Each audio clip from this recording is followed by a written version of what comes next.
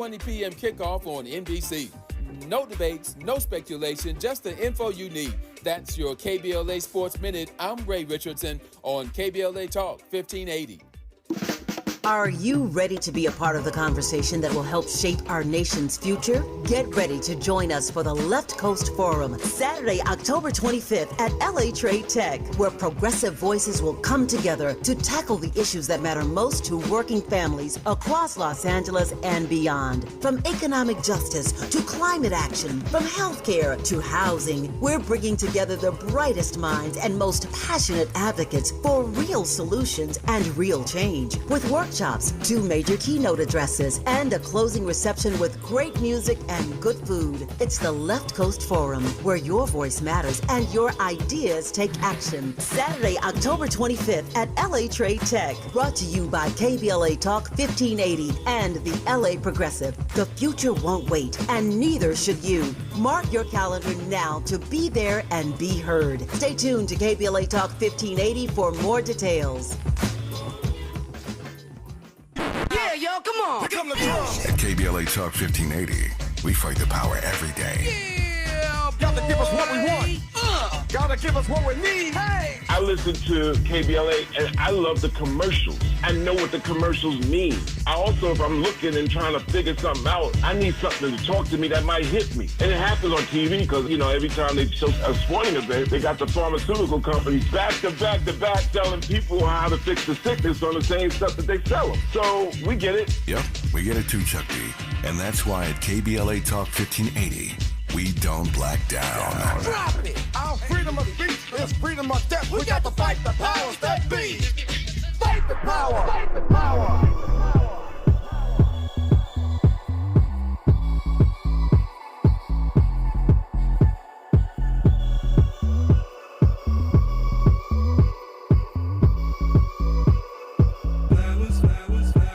Mama say, mama sigh, mama, oh my. To the girls who obey and the boys don't cry. No flowers on my grave, cause I never die. Nigga life afraid, die a million times. Bring the flowers to the liver, cause it's always time. Middle finger to the laws and the hand of God. Just above the heart, where your soul reside. Born with it, can't quit it, nah, never retire. But I will return, and I will revive. Many lessons learned, singing through these lives. Put us in a box, a kind of nature wild. Going back to the earth, you ain't civilized. You ain't smarter than us, you ain't from our tribe. So full of hate, all you know is crime. All you know is death, cause you're mortified. So we walking away with a big ass smile. It's a flowers for the living. Flowers for the living. Flowers for the living. Flowers for the living. KBLA Talk 1580. That is Riders Against the Storm, one of the members of whom is joining us right now. He is the owner, founder, and creative director of Nefr Fresher. He's an artivist, a visual artist and designer. Obviously part of the hip-hop duo Riders Against the Storm, and also an activist and organizer. Chaka Mahone, welcome. What's going on? What's going on? You hear me all right out there? Hear you loud and clear. Mic check is coming through. Let's do it. Let's do it. Yeah. So now I know you're out of Houston, but you, Austin, Texas. excuse me. I know it was I knew that, but I just misspoke. Austin, Texas. But your life's work, your portfolio is really hitched to the hip hop nation in many different aspects, right? Yes, ma'am. Yeah. I mean, I came here to Austin 15 years ago, and me and my wife are a hip-hop duo called Riders Against the Storm. But, I started an organization here called DAWA in 2019, and that's one of the ways that I give back. I founded that to give back to the givers. Our mission is giving to the givers, and we've given $425,000 over the last 6 years back to BIPOC social workers, teachers, healthcare providers, artists, cultural organizers, and service industry workers. By the end of this year, it'll be over $500,000 that we've done. And we center art, we center culture, and obviously hip-hop is a part of that. Yeah, well, it seems like it comes out of the culture. I mean, you want to get a little bit more into DAWA and stuff, but really trying to give people a sense of who you are. When I read about you, Chaka Mahone, it's a little confusing because it says, oh, rapper over here. And then over here it says artist, visual artist. Then over here it says, activist, nonprofit founder and funder, and visual artist and designer. So all that. Yeah, all has the Nefr Fresher clothing brand, and so I think what I was starting with, because to me the through line in all of that is hip hop. Yeah, it could definitely be, for sure. That's one way that people know me for sure, is being a hip hop artist. Well, how would you describe always... I mean, because to me it's not just hip hop is not just rap, it's also visual arts, it's dance, DJing, a lot of things. It's a whole culture. But how would you describe yourself? A giver. Okay. A giver, and what do you mean by that? Through art, it's sharing and expressing my ideas and my story and connecting people together. Through the clothing line, it's very similar, connecting people to a feeling of community and connection. And then through nonprofit, it's really about honoring and celebrating the essential work of those people that I talked about: social workers, teachers, healthcare providers, cultural workers, community organizers, and service industry workers. So your lens is really like a socially innovative lens. It's whatever you're doing has a giving component to it, or a community activist component to it. Yeah, I just don't separate anything. It's all about community. It's all about expression, and I don't. It depends on what day it is or what I'm doing, but it's all that's the through line. It's really collective community arts, and that's where hip hop comes from. It all started from the community and the creativity of those young people in the 70s, just like expressing themselves. So yeah, I'm a part of that tradition. Well, you say you don't separate, and I'm looking at your bio, and it's talking about the name Nefr Fresher, which is your clothing line, but you spell it Nefr and then Freshr. Which sounds like hieroglyphics, sounds like the Medu Neter. Exactly. And you got it. make the point that the Egyptians didn't separate art from religion or science. So is that what you're talking about? I mean, when you speak on a philosophy of your work in all these different areas? Yeah, I just think we're so multidimensional, and I think at times, maybe a rap is going to grab your attention. Another time, it might be something else. And, it's all about just our deeper meaning and our purpose and connecting with that. And, that's kind of what I'm most concerned with. It's just like our betterment, our healing, our connection with each other. And, man, there's so many places we can go with that right now. But I've been calling on all artists, or calling them out, calling them in, right now, because I think that this historical moment, not just in the United States, but with the rise of fascism all around the world, means that it's time for artists to take it up a level in terms of that mission of, telling the truth and keeping people encouraged and inspired. Yeah, I mean, the time is always now for that. I think maybe we forgot. I think we got caught up in materialism and all that in the 2000s. We got a little caught up in capitalism. But the time is always now for that. That's before there was a record industry. We made music. We made music for our spirits. We made music to connect. We made music to tell our stories. This is an ancient thing that we've been doing, and we will continue to do, whether it's a music industry or not. And, it's always time for us to tell our stories, tell the truth, and see something beyond the material, because we can't take any of this with us. It's really about how we connect in this moment with each other, and we can't allow the divisions and the language and things that they've given us to divide us to be the thing that we hold on to, because there's a deeper spiritual connection that we all share that we have to tap into. And I think music is an excellent way to do that. But there's multiple ways. When you say a deeper spiritual connection, what do you mean by that?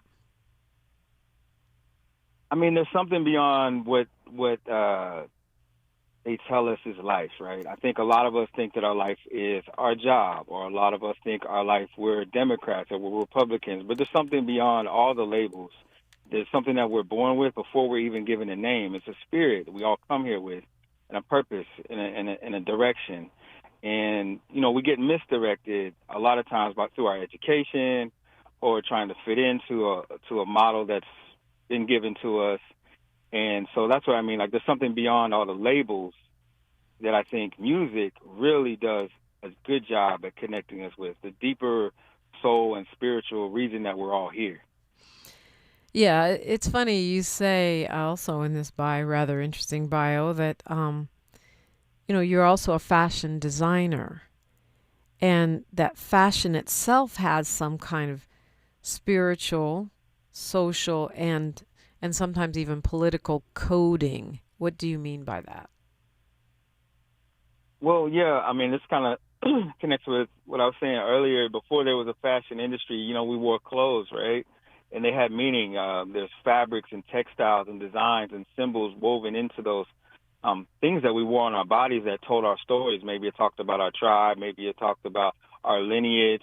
Those things are a part of our history from the very beginning of time. Like, we found ways beyond language to invoke meaning in our lives. And so fashion for me is an opportunity to do that. I don't think a lot of people think of it that way because we're far from the origins of our original being as humans, right? So again, it's kind of something that people buy, and it's branding, and there's a logo, and people buy for an idea that is usually just about status as opposed to a deeper cultural legacy or a connection or a history.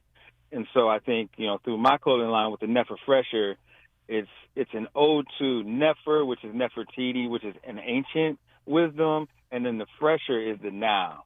So it's a reminder of what came before us, but also that we're here now, and we have to build on what that legacy is. And so some of the things that happen through the clothing, there is an encoding involved in it, in the messaging or in the design that's intentional, that's unspoken, that people connect with.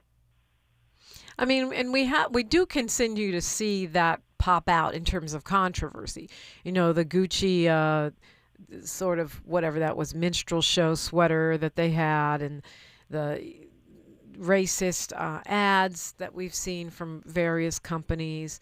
The way that many European designers steal African patterns and fashion concepts, notably from the Maasai and others in Africa. So there is sort of this recurring undercurrent of a battle of the symbols, if you will, in fashion, even though we might not be conscious about it when we're looking for a status purchase. Yeah, I mean, it's still giving us meaning. I think the meaning is just empty. It doesn't have like a something that's empowering. It's just an empty symbol, as opposed to something that connects us with our truth and our power and something deeper, a legacy. So it's very empty, and that's why I kind of like it's not really it's not life giving. I guess that's why I'm arguing that it's still going on, even if we're not conscious about it, because people are also very much. I'm gonna rock my Telfar. I'm gonna go with my black owned brand, or So there's still, or I'm gonna wear Gucci. People are still mad at Tommy Hilfiger, even though that whole situation turned out to be a rumor. That it's like there is this sort of covert Cold War that goes on in fashion around cultural appropriation, around symbolism, around ownership, and all kinds of things like that. So it's interesting that you take it all the way back to ancient Kemet. And we'll continue this conversation when we come forward. We're talking with Chaka Mahone. He is founder of DAWA. I want to learn about that, and the creative director and owner of Nefr Fresher, the fashion line. KBLA Talk 1580. The station you turn to when you've had it up to gear with cultural incompetence. KBLA Talk 1580. Why'd I go to the doctor? My heart would race just taking my son to practice. It didn't feel right. So I got checked out. Turns out I have atrial fibrillation, which increases the risk of stroke about 5 times. Symptoms like irregular heartbeat, heart racing, chest pain, shortness of breath, fatigue, or lightheadedness can come and go. But if it's AFib, the risk of stroke remains. If you have symptoms, contact a doctor. I'm so glad I did. Visit notimetowait.com. Sponsored by Bristol-Myers Squibb and Pfizer. Hi, I'm Jesse Jackson Jr., inviting you to join me weekdays at 12 noon right after Tavis Smiley here on KBLA Talk 1580. As a law school graduate and a theologian with a firm grasp of our body politic given almost 2 decades in Congress, my show is the fresh new home of an authentic, uncompromised quest for transformation and salvation, both personal and collectively, as I vigorously interrogate the theological and symbolic meanings embedded in our society. I promise to leverage my knowledge of history, theology, and both international and domestic issues to imagine an inclusive vision for the future, which I hope will inspire all of us to pursue life, liberty, and the pursuit of happiness as a given, not just an aspiration. So join me weekdays at 12 noon right after Tavis Smiley for 2 hours of the Jesse Jackson Jr. Show only on KBLA Talk 1580.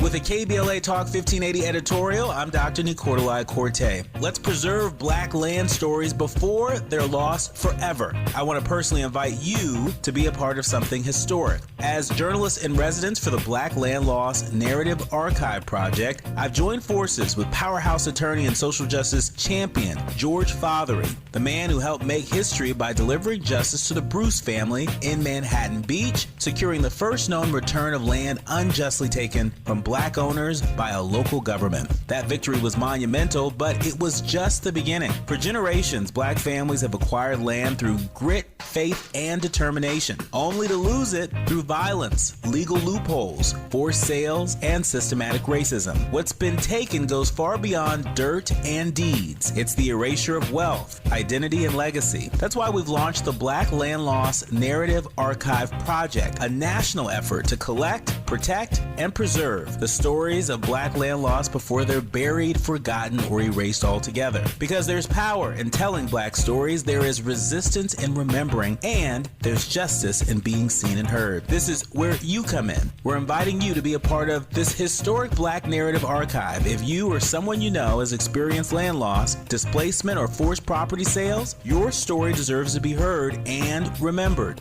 Your story belongs in this archive. Your truth matters not just to your family, but to our collective future. Visit blacklandlost.org today. Fill out our simple intake form and add your voice to the National Archive of Remembrance, Resilience, and Reckoning. Let's make these stories live on, not in whispers, but on the record. With a KBLA Talk 1580 editorial, I'm Dr. Nicolai Corte, and as always, we welcome your feedback.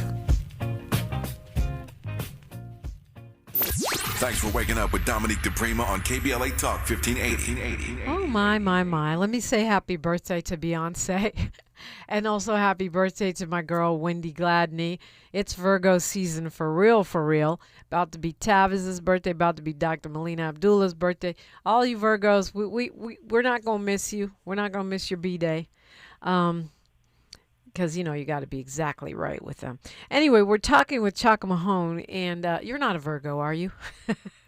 I'm a Libra. I'm coming up. Okay, it's always Libra season. So, you know, you've got all these different things going on, and we'll get into them. An artist, a visual artist, a nonprofit charitable giver person, a hip-hop performing artist along with your wife, your duo, Riders Against the Storm, and I'm sure I've left a few things out. What are you most excited about? What gets you fired up? I mean, life in general gets me fired up. I know that sounds probably, to maybe people listening, but, life is for the living, and, flowers inspire me. I have a 3-year-old son, 3.5-year-old. He inspires me. I'm excited to see him grow and and become, who he's going to become. And, we're getting ready for our 6-year anniversary of DAWA coming up next Friday.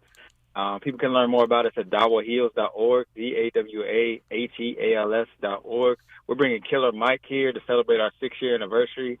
That's super exciting. We got a day being proclaimed as DAWA Day on 9/11, the day before our 6-year anniversary for DAWA Fest. Those are just a few things. Yeah, those are the things that get you going. Well, Absolutely. I mean, we got to find our inspiration where we can. So, since you just brought up the 6th anniversary, let's talk about that. What is DAWA? I've been told you're really pioneering, I guess, a new kind of charitable giving. Yeah, I'm not sure how new it is, but it's definitely just this concept that the people who give, who nurture us, the teachers, the social workers, the healthcare providers, service industry workers, the creatives, they're having a hard time in a city like Austin that's growing faster than most cities in the country. It's also displacing Black people faster than many other cities in the country, also almost any other city in the country. But it's called the Live Music Capital, and who created all these musical forms is Black people. So our importance is undeniable, but our output has not generated the infrastructure and things that we need. So our thing is, this work is essential that people that are creatives are doing. This work is essential that teachers are doing. We need to invest in them, and our society will be better. So I'm an example of that. People invested in me as an artist, and I created DAWA, which just gave away $75,000 in August, and is getting ready to give away $500,000 by the end of this year. And that's the power that we have as artists. We just have to create infrastructure and systems to invest and benefit from our power. Everyone else knows about how powerful we are, and everybody else has grown from our cultural output. But we should be the most immediate recipients of our genius and our wealth, culturally, idea-wise, etc. So that's what it's really about, is creating an ecosystem and a structure where that can happen, where that can occur. So we work with local businesses, we work with sponsors, we also started getting grants. It's just about the belief that investing in people that care for us, the givers, is going to ultimately have a greater impact in a city like Austin and any city that we live in. Yeah, you brought up a bunch of things that are important there. One of them is this theory, or the stereotype, I guess, that artists are broke. Artists don't have no money. So how dare you, an artist, get money and give it away to artists? How dare you, and how do you? Well, I mean, that's the thing is, like, we built a community. And our community, there were times where, we were on food stamps. At one point, we got cut off of food stamps. Someone literally came to our house and filled our refrigerator with groceries. There was a time where our car was totaled, and someone literally gave us the keys to their car and said, hey, keep going. We believe in you. What you offer us, what you bring to us is needed. We don't want you to stop. You may be, quote unquote, broke in society's terms, but you are rich in spirit. You're rich in what you offer, and we do not want to see this go away. So their investment in me and allowing me to get to a place of sustainability, me and my wife, and our visions as artists, created something like DAWA, where we have, again, just given away $75,000, and it's going to be over $500,000 by the end of the year. So people, have this perception of artists, but, without investment, nobody gets to a level of success without investment. It's just how we value it. I think a lot of people don't value the work that we do as artists, and they only value it when it gets to this level of production that is branded and et cetera, is acceptable. But our work is essential to keep people. I mean, they have music in church. Why do they have music in church? It's essential to the spirit. It's essential for upliftment. It's essential for so many things that we need as human beings. But somehow, just like a teacher, the role of a teacher is essential. Everyone needs teachers. Everyone needs to learn, right? But somehow their work is not valued. So we just turn that on its head and say, no, these are the most important people. These are the folks that we need to invest in because they're the ones that care for us. They're the ones that look after us when our mental health may go left or right. They're the ones who look after our elders. They're the ones who look after our children. They should be they should have the highest level of investment in our society. And so that's just what it is. How do you decide, or how do you figure out who is going to get this funding of artists, hip hop funding, activism? Yeah, I mean, we because people gave to me unrestrictedly, that's how we run DAWA. All people have to do is be able to prove that they are a person of color and that they are who they say they are as givers. So if they're a social worker, they can give us an ID from where they work at. If they're an artist, they can send us an Instagram handle or a flyer or a website.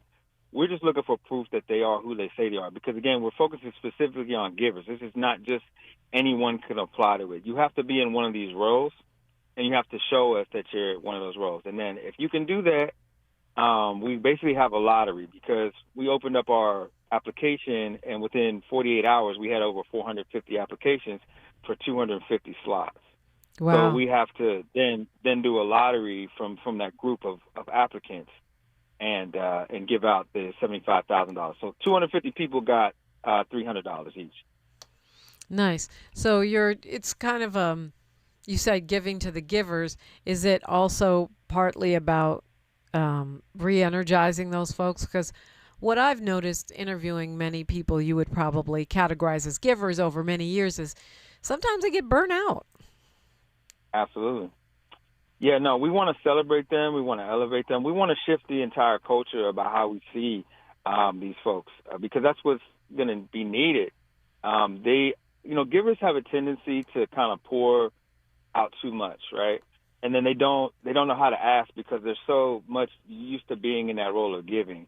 So we want to challenge that tendency, and we want to just say no, like you need to receive as well, and we have something for you. And we not only financially, but we have a space that you can come to. We offer all type of healing modalities. People can come and get a massage. People can come and do yoga. People can come and get acupuncture, things of that nature. We want you to be taken care of, and we want you to take care of yourself. Yeah. And that's, part of the cultural shift because, it's kind of built into the situation for those that care in a world that, like, really can be very cold and very calculated.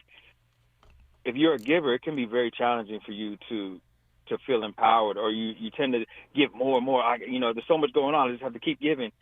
No, you need to receive as well. So we believe in investing in these folks so that they can have what they need to come from a place of a full cup and not an empty cup.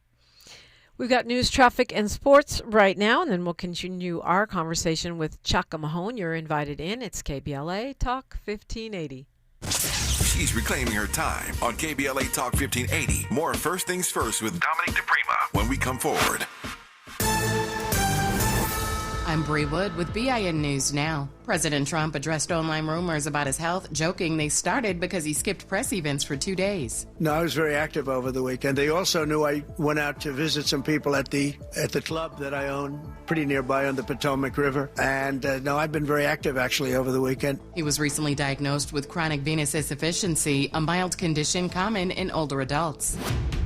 5 white teens in Simi Valley, California face hate crime charges after a viral video showed them assaulting black 18-year-old Michael Robinson while using racial slurs. Robinson suffered injuries, and the case is now under review by the district attorney.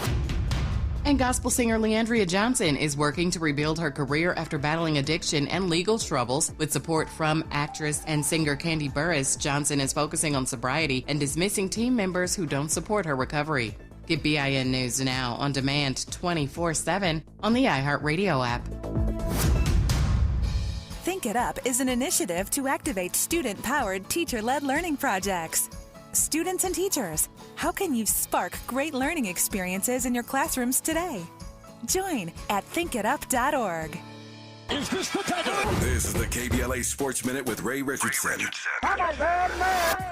The Clippers have some explaining to do. A report came out late Wednesday claiming Kawhi Leonard was paid $28 million for an endorsement deal with a company that used to be owned by Clippers owner Steve Ballmer. The report said the company filed for bankruptcy in March of this year. Also in the report is verification that Leonard never did any work for the company. The so-called endorsement deal is being viewed as an attempt by Ballmer to bypass the NBA salary cap. If this is true, the $28 million would be additional income for Leonard on top of his 4-year contract that pays him an average of $44 million a year. The Clippers issued a strong statement denying the allegations. The NBA has launched an investigation. The NFL regular season kicks off tonight in Philadelphia. The Dallas Cowboys are in Philly to take on the defending Super Bowl champions. 5:20 p.m. kickoff on NBC.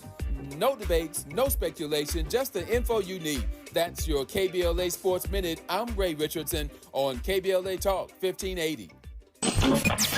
Thanks for starting your morning off with a voice that speaks truth to power and the powerless, getting to the heart of what matters most in our community. This is where authentic conversation meets real action. From breaking news and politics to culture and community solutions, this is where you hear perspectives you won't hear anywhere else. This is where we come together, get informed, and make change happen. You're inside First Things First with Dominique DiPrima on KBLA Talk 1580. Make my day.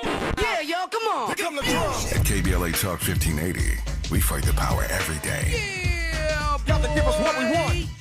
Gotta give us what we need. Hey. I listen to KBLA and I love the commercials. I know what the commercials mean. I also, if I'm looking and trying to figure something out, I need something to talk to me that might hit me. And it happens on TV because, you know, every time they show a sporting event, they got the pharmaceutical companies back to back to back telling people how to fix the sickness on the same stuff that they sell them. So we get it. Yep, we get it too, Chuck D. And that's why at KBLA Talk 1580, we don't black down. Drop it! Our freedom of speech is freedom of death. We got to fight the powers that be. Fight the power! Fight the power! Fight the power!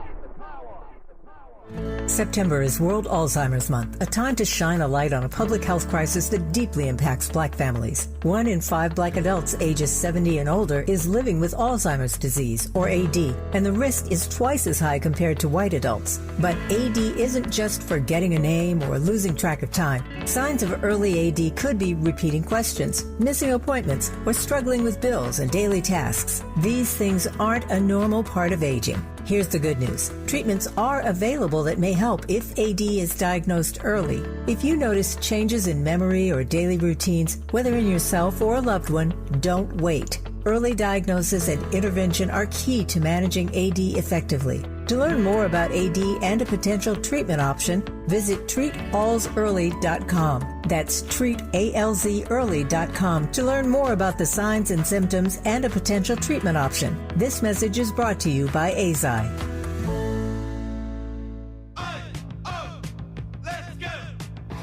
You're still glowing, flirting, grooving. You still got it. But your immune system weakens as you age, making it harder to fight flu, pneumococcal pneumonia, RSV, and COVID-19. Vaccines are a key part of any health routine and help strengthen your immune response. Ask your doctor or pharmacist which vaccines you need. Schedule in minutes at vaxassist.com. Sponsored by Pfizer. Why choose a Sleep Number smart bed? Can I make my site softer? Can I make my site firmer? Can we sleep cooler? Sleep Number does that. Cools up to 8 times faster and lets you choose your ideal comfort on either side. Your Sleep Number setting. It's the Sleep Number biggest sale of the year. All beds on sale up to 50% off the limited edition smart bed. Plus free premium delivery with any smart bed and adjustable base. Ends Labor Day. All Sleep Number smart beds offer temperature solutions for your best sleep. Check it out at a Sleep Number store or sleepnumber.com today. We knew you'd stick around. This is LA's home for progressive talk radio. Be heard. Welcome back to KBLA Talk 1580. Welcome back, indeed. We are in conversation with our new friend, Chaka Mahone, out of Austin, not Houston.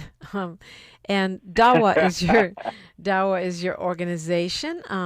And, you know, you're giving to the givers is what you say. The organization stands for Diversity, Awareness, and Wellness in Action. website says, we believe in a world where diversity is a source of strength. Awareness normalizes challenging the status quo. Wellness is a collective journey, and action means equitable investment of time and resources.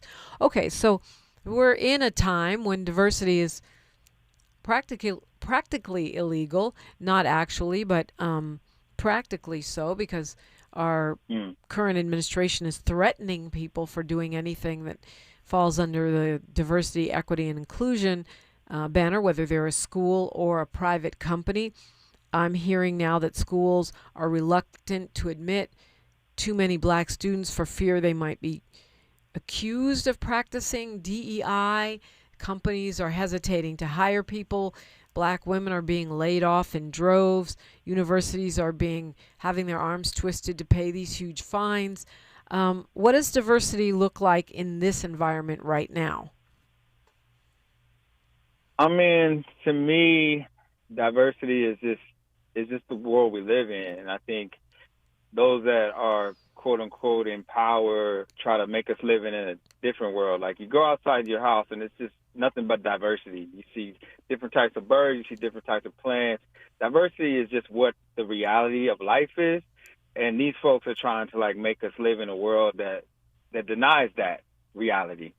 And so, I believe in diversity, and DAWA was founded on diversity. We have on our board, it's white folks, it's Asians, it's black folks, all committed to this mission of giving to the givers. And that's what we focus on. The reality that we're all better together. We're all stronger together.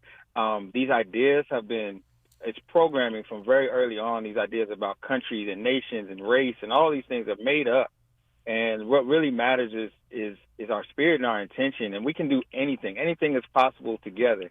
That's not like I'm not just saying that. I believe that. And I believe that the more diverse we are, the more that we care about each other, the stronger that we will be, no matter what they come up with. You see the brother in Baltimore, what he's done by investing in teachers, Brandon Scott, what he's done by investing in community programs. Violent crimes are down. Homicides are down. Everything is down. This is a simple thing. They've tricked us into a game that's not ours.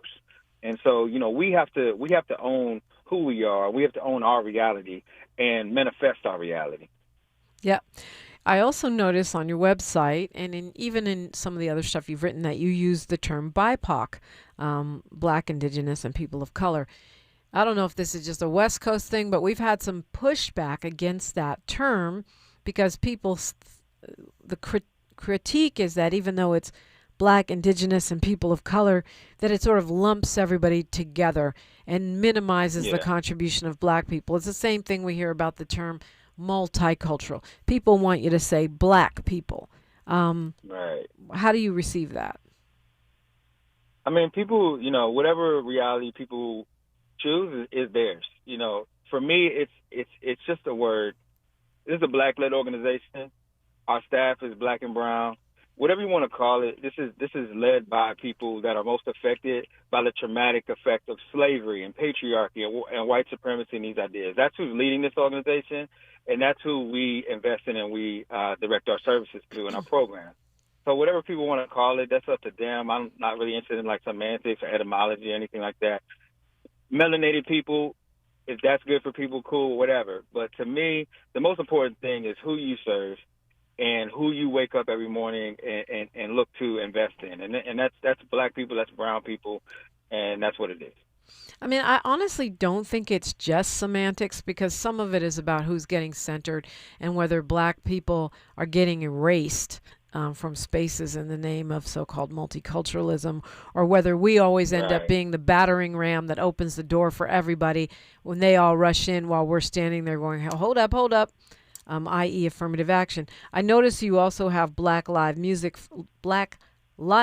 Fund is one of your initiatives, so clearly you don't shrink from specifying either. Not at all. Not at all. I mean, look, if people see me as a Black person, I don't think that's like my supreme identity or anything like that. I understand that that's what society has called me. At the end of the day, like I am quote unquote Black. This is a Black-led organization, and we speak to the Black experience. Oh my God, it's a recurring theme on this show. I'm considered Black, but I'm not really Black. Maybe we'll do another show on that another day.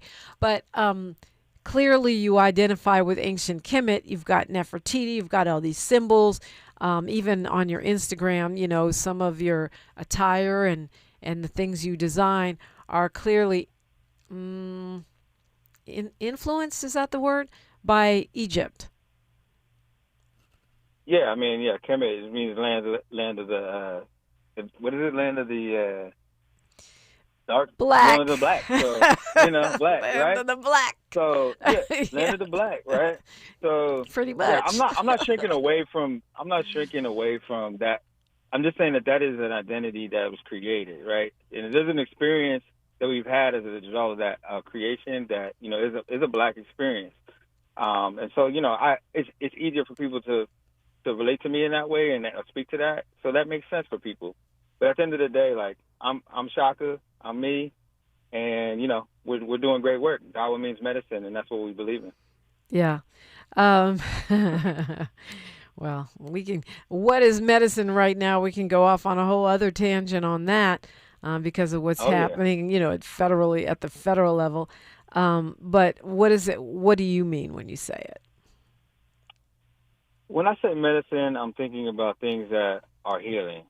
And so I think that the people that we invest in generally are healers. They are people that nurture. And I think that medicine has been turned just like food, right? You have to now buy organic to eat food that is not has chemicals in it. Like our medicine now is like chemicals. It's like things that are created, but it's actually extracted from real material from the earth, right? So I think the closer we get to the root is what medicine is.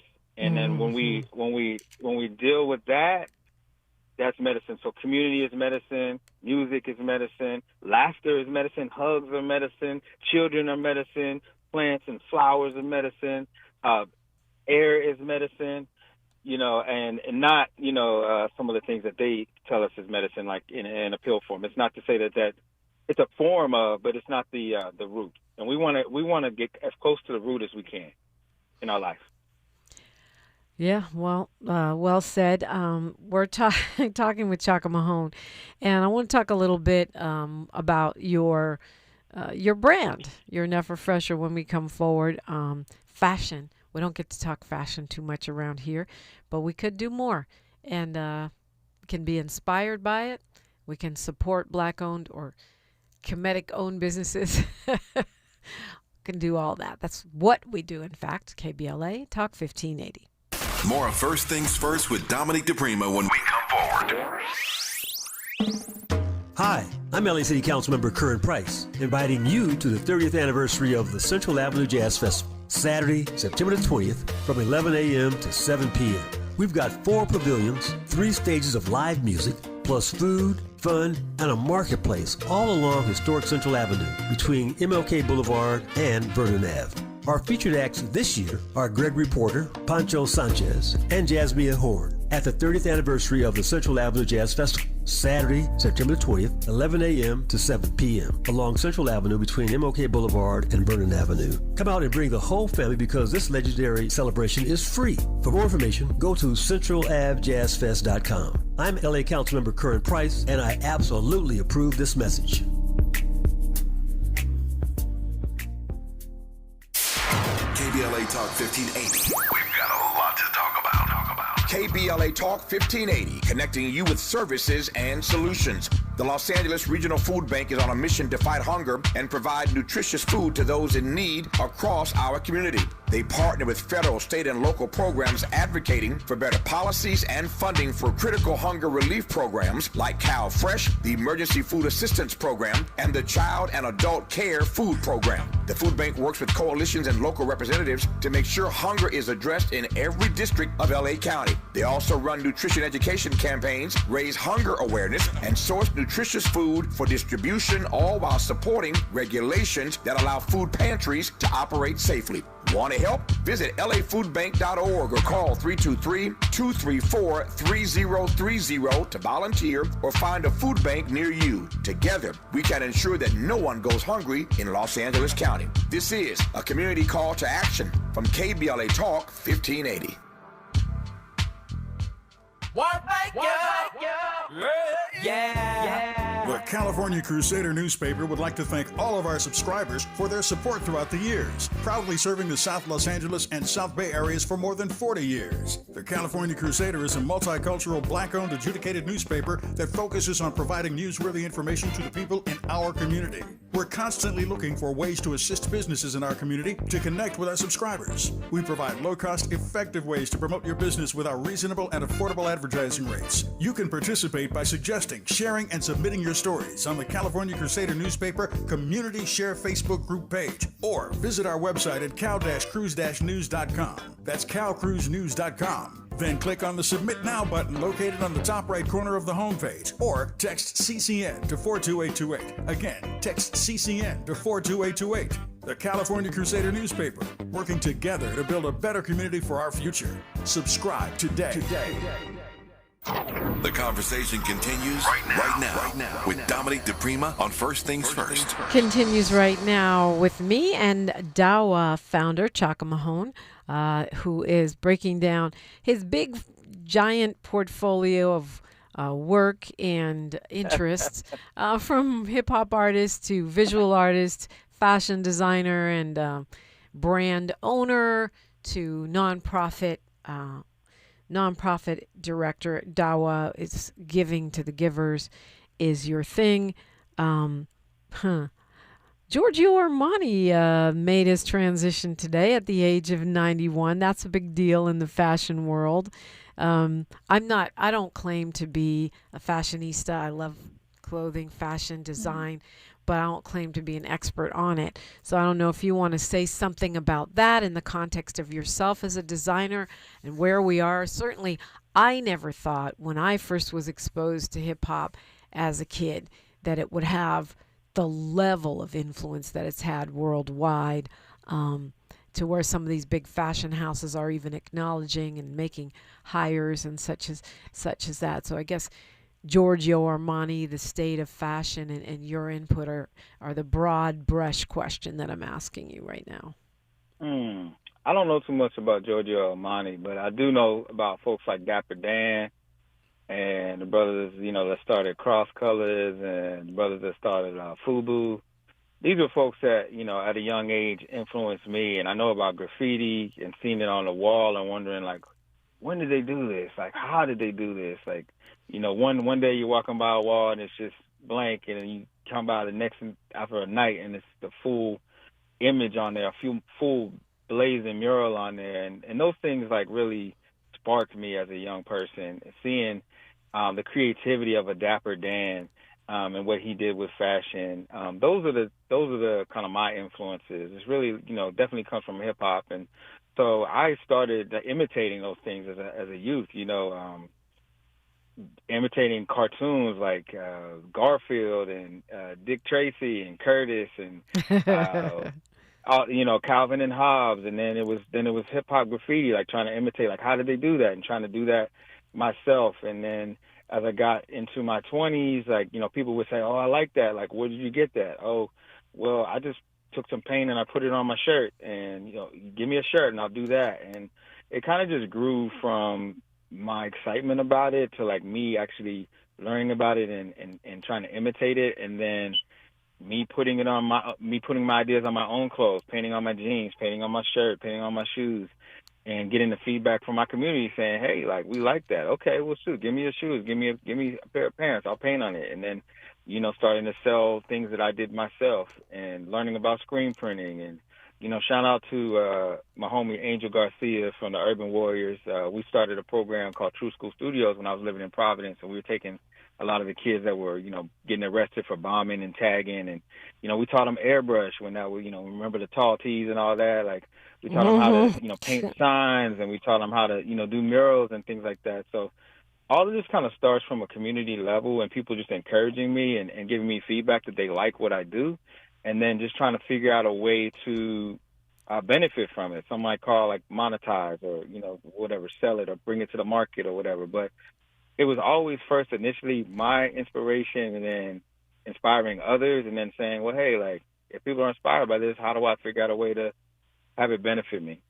Yeah, well, so it sounds like you're more inspired by Dapper Dan and the hip hop culture, which flipped the designer culture, which was riffing on the Gucci's and the Chanel's and the Armani's, than the original sort of luxury fashion world, as it were. Not only the riffing on it, but the actual, root source material of the culture in the streets.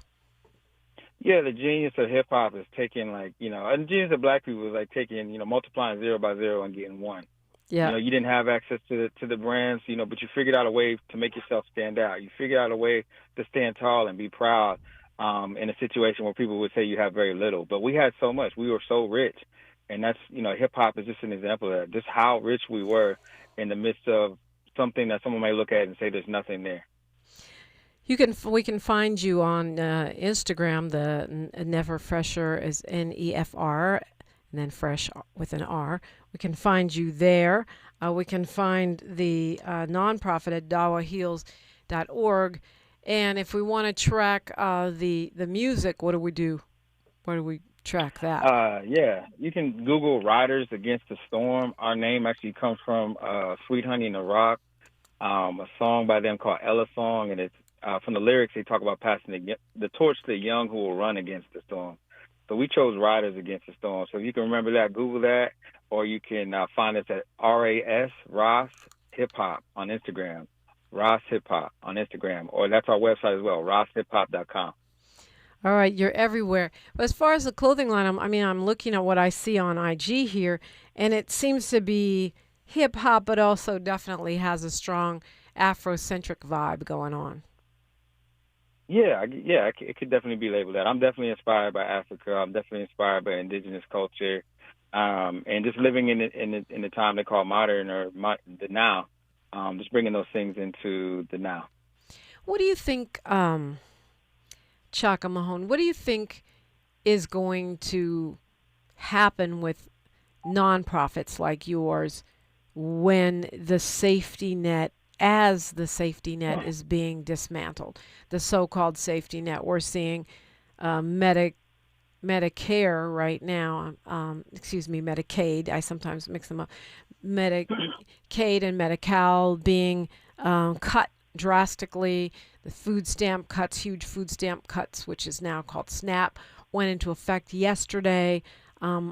We expect, based on the blueprint that was laid out during the election, that some of the charitable nonprofits are being defunded and having their nonprofit status stripped from them based on them not being in alignment with the new Confederate MAGA agenda. What kind of pressure does it put on a giving organization when the infrastructure of our safety net and our what they call entitlements, which are really earned benefits, start being stripped away? Well, I think, this was born during the pandemic. We also, we had a grid failure here in 2021. Mm-hmm. We distributed $30,000 in the midst of that. We didn't have grant funding when we started, and we're just now getting grant funding in the last year and a half. So we did not start based on grant funding, and it will not be our ending either. We believe in entrepreneurship. We believe in relationships, true community. We work with local businesses and sponsors, and we built this from the ground up to be sturdy when storms come, because there's more storms coming. This is just the beginning. We're not naive to that, and we're going to be even more necessary for the times ahead. Yeah, I think that's right. And it's a good tip, kind of, for nonprofits and people doing community organizing. Yeah, get your grant funding, but don't rely on it, because we don't know what's happening in this environment. And like my friend, the late, great Dr. Mabel John used to say, we are the safety net, in a sense. That's right. And she, was old enough to be around during the Great Depression and know that we at that time didn't have any of these safety net backstops. Right. So it's well said. How can people support the work that you're doing? Going over to DAWAheals.org. If you got moved by this, make a donation. You can, even if you're not in Austin, you can become a member. You can support the work. You can follow us at DAWA Heals, DAWAHEALS on Instagram. Those are definitely two ways that you can do that. Share, spread the word. There's videos and things that you can share. Anything that raises awareness about the work we're doing is very supportive. Yeah. I think the networking is important too, just knowing about different people doing the work. You know, we have had this constant conversation about how do you stay courageous, how do you stay inspired, and our own Molly Bell, the chairwoman of the chat room, trying to help her get her joy back. You know, how do you stay in joy, encouraged, and inspired in this work during a time when there's a lot of adverse conditions? I mean, I'm inspired by my ancestors. You know, my grandfather was a coal miner, and he moved to Pittsburgh. That's where I was born and raised at, to work in the steel mill. The things that I'm doing are because of him, because of my father, my mother, and the sacrifices that they made. I'm inspired by them. I'm inspired just by life itself. Like, you know, I know things are hard, but one thing that I always know is that there's going to be hard times, but we're going to see to the other side of that. Anytime that I've had struggle in my life, there's always been, the sun has always come back out, you know, and on the other side, anytime it seems like there's nothing but sun, something has always come to kind of like check me and just bring a reality like, you know, life can be hard. And so I don't expect life to be easy. I expect suffering to be involved, but I also expect joy. So it's just like keeping that awareness that, you know, life is all things, and that we have seen hard times as humans, specifically as Black humans in this experience on the planet. We've made it through. We've survived. I pull a lot of inspiration from that. Yeah. Yeah, I get a lot of inspiration from the ancestors as well. Chaka Mahone, it's a joy to talk with you. Remind us one final time your Instagram handles, and thank you for joining us today.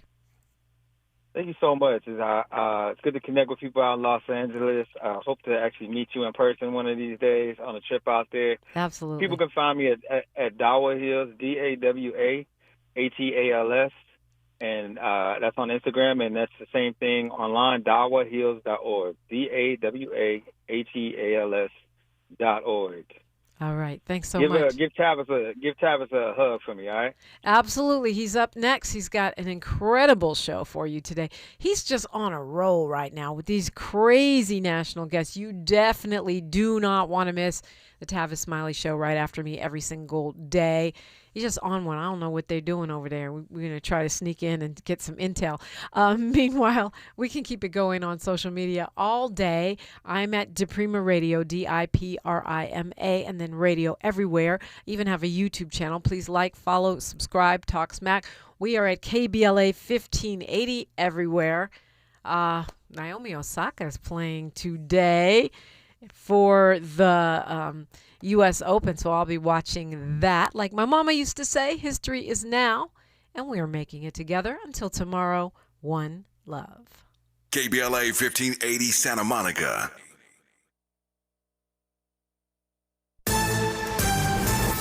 I'm Bree Wood with BIN News Now. President Trump addressed online rumors about his health, joking they started because he skipped press events for 2 days. No, I was very active over the weekend. They also knew I went out to visit some people at the club that I own pretty nearby on the Potomac River. And no, I've been very active actually over the weekend. He was recently diagnosed with chronic venous insufficiency, a mild condition common in older adults.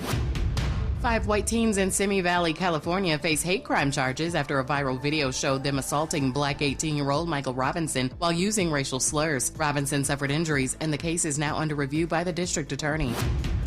And gospel singer Leandria Johnson is working to rebuild her career after battling addiction and legal troubles. With support from actress and singer Candy Burris, Johnson is focusing on sobriety